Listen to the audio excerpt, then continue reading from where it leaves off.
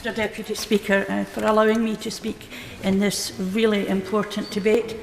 And I want to thank the Backbench Committee for agreeing for the time for this morning. I want to pay tribute to all of the speakers who have spoken this morning, but in particular I want to pay tribute to the passion, commitment and knowledge of the Honourable Member for Redcar, and to thank her for leading in securing this debate. I feel I have something to add, but I also am going to be reiterating much of what has already been said. I make no apology for it, because all of what has already been said is important, and it cannot actually be reiterated too often. My constituency of Motherwell and Wishaw has been associated with steel since John Colville created DL Works in the early part of the 1870s. I apologise to my friend, the Honourable Member, for Rutherglen and Hamilton East, but we were there first. The famous Ravenscraig integrated steel plant was located in the centre of Motherwell and Wishaw, and its closure is still felt today. However, I don't want to dwell on the past in this debate, but to deal with present reality and to look to the future. DL Plate Mill is part of the Long Products division of Tata Steel Europe.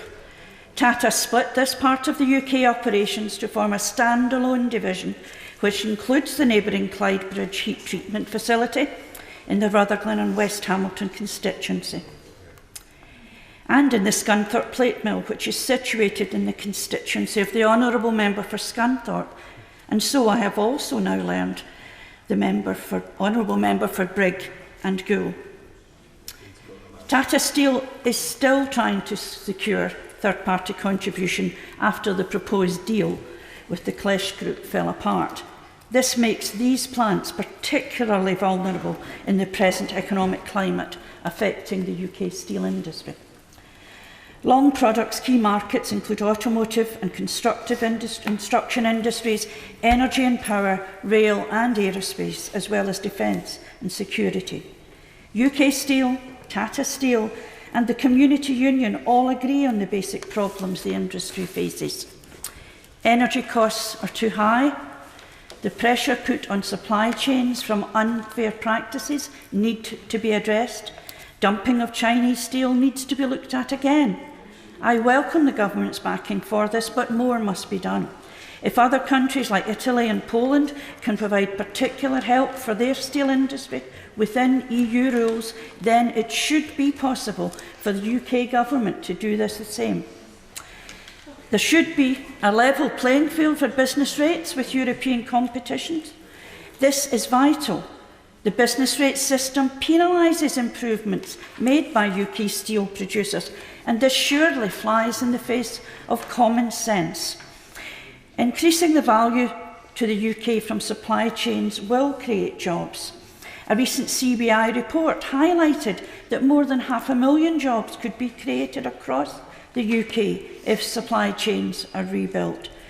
The Prime Minister himself congratulated Nissan yesterday for its contribution to the UK economy.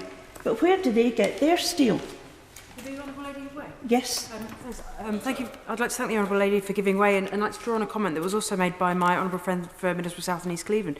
It's great that we're championing success in industry and in engineering, particularly in the North East. But as my Honourable friend has already said, if we're championing success, we must also be there in times of crisis. Yeah, absolutely. I thank the Honourable Lady for her intervention and could not agree with her more. I'd like to see expansion in the sector to allow Scottish steel to be used in Scottish infrastructure projects in the future. The EII compensation package payments need to be fully implemented now. There should be no wait until April 2016. The government could also fully consider derogations requests from the sector. We need a realistic timetable to meet its increased commitment under the Industrial Emissions Directive. And great work has already been done in this, and again, companies have been penalised.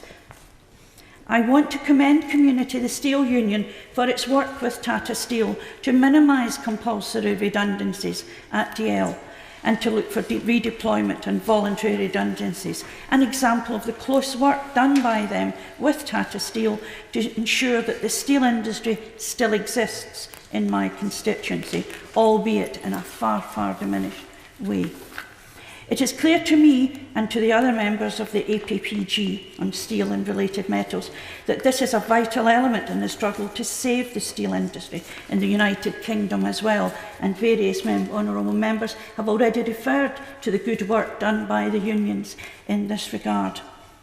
The Scottish Government is fully committed to ensuring that, within its devolved powers, that the steel industry remains a vital part of the Scottish economy and will engage with the steel industry and the UK Government as part of this. John Swinney, the Cabinet Secretary for Finance, Employment and Sustainable Growth, has said the Scottish Government recognises the importance of steel manufacturing to Scottish industry, particularly in the construction and growing renewable energy markets.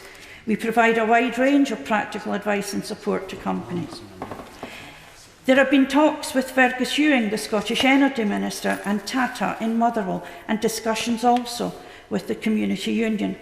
In fact, I am led to believe, and I understand, that Tata, Community, Scottish Enterprise and Government officials will be sitting down shortly to discuss a plan for the future to ensure due diligence in safeguarding the Scottish plants.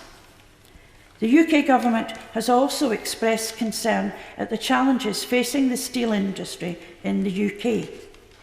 But it is now time for action. The title of this motion is, "This House recognises the unprecedented gravity of the challenges currently facing the UK steel industry and calls on the Government to hold a top-level summit with the key players from the steel industry to seek meaningful and urgent solutions to the crisis. I urge the Government to hold this meeting as a matter of urgency and to act quickly thereafter to address the industry's concerns, thus safeguarding a vital industry and well-paid jobs in both Motherwell and Wishaw, Rutherglen and throughout the UK. We in Motherwell and Wishaw know the heartache of steel closures, and because of our history would not wish that fate on others in other parts of the UK. Christina Reid.